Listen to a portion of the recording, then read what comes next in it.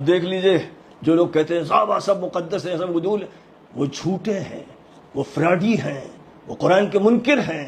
وہ فرماتے تھے معاویۃ فرعون هذه الامہ، معاویہ اس امت کا فرعون ہے، اور یہ روایت صحیح روایت ہے۔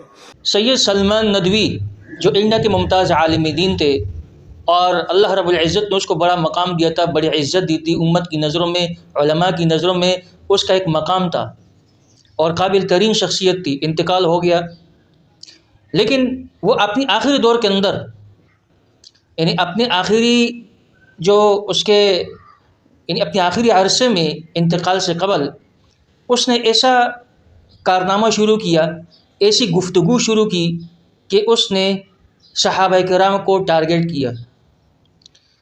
اس نے ان شخصیات کو ٹارگیٹ کیا کہ جس کو اللہ رب العزت نے رضی اللہ عنہم ورضوا عنہ اس سند سے نوازا۔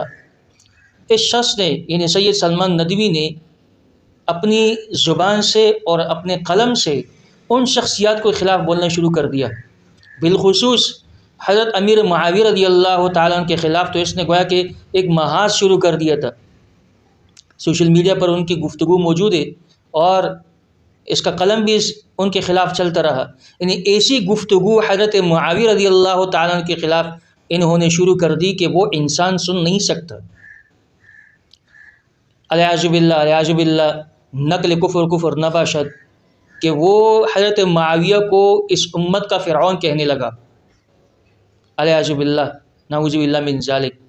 یعنی گویا کہ اس سے بھی خطرناک باتیں اس نے کہی ہے صحابہ کرام کے بارے میں، اور وہ اسی پر قائم رہا، یعنی مرتے دم تک وہ اس گفتگو پر قائم رہا۔ اس نے کوئی توبہ نہیں کی، توبہ طائب نہیں ہوا، اپنے ان بیانات سے رجوع نہیں کیا، دوبارہ اپنے ایمان کو تازہ نہیں کیا، اور وہ اسی نظریات اور عقائد کے ساتھ آج اس دنیا سے چلا گیا۔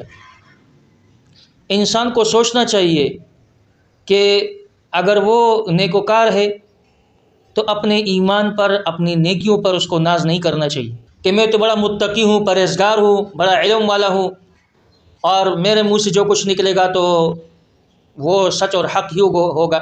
یاد رکھیے بنی اسرائیل کا ایک بزرگ گزرا تھا جس کو بلعام باعور کہتے تھے، اور وہ وقت کا مستجاب الدعوات تھا، لیکن جب وقت کے نبی کے خلاف انہوں نے بد دعا شروع کر دی، یعنی حضرت موسیٰ علیہ السلام کے خلاف، اللہ تعالیٰ نے اس کی زبان کو نکالا، سینے تک لے کے آیا، اور ان کو اللہ رب العزت نے کتے سے تشبیہ دی، اور پھر کہا کہ آئے میں تو ہلاک اور برباد ہو گیا۔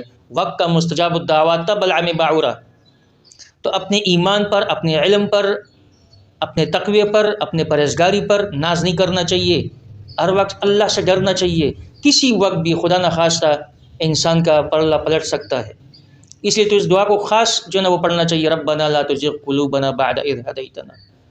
تو اللہ رب العزت سے ہر وقت ڈرنا چاہیے اور اپنی ایمان کی عافیت رکھنی چاہیے، اور یہ دعا کرے کہ اللہ میرا خاتمہ ایمان پر نصیب فرما۔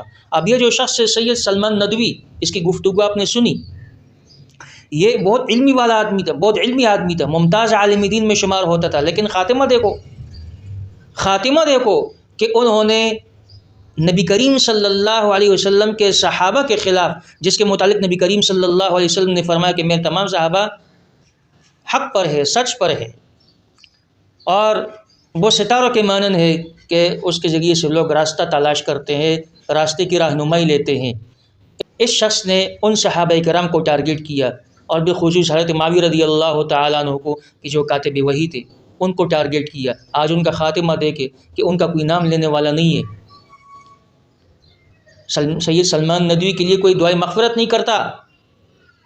یہ اللہ رب العزت دنیا میں ان کو لوگوں کو دکھا رہا ہے کہ جس کو اللہ رب العزت نے رضی اللہ عنہم ورضوا عنہ کی سند سے نوازا ہے، آپ ان کے خلاف بھونکیں گے تو اللہ رب العزت بخشے گا کیا؟ نہیں، دنیا میں بھی ذلیل اور آخرت میں تو ہے ہی رسوائی اور ذلت۔ اس لیے اللہ رب العزت سے ڈرو اور صحابہ کرام کے خلاف بدزبانی مت کرو۔ صحابہ وہ اول سے لے کر آخر تک جتنے بھی صحابہ کرام ہیں وہ سب ہمارے سر آنکھوں پر ہے۔ اگر ایک کے خلاف بھی زبان درازی کی اور جسارت کی ان کے خلاف بولنے کی، ان کے خلاف گفتگو کرنے کی، اپنے خاتمہ کی فکر کرو، اپنی ایمان کی فکر کرو، اللہ رب العزت ذلیل اور خوار کر دے گا جس طرح کے اس شخص کو کیا۔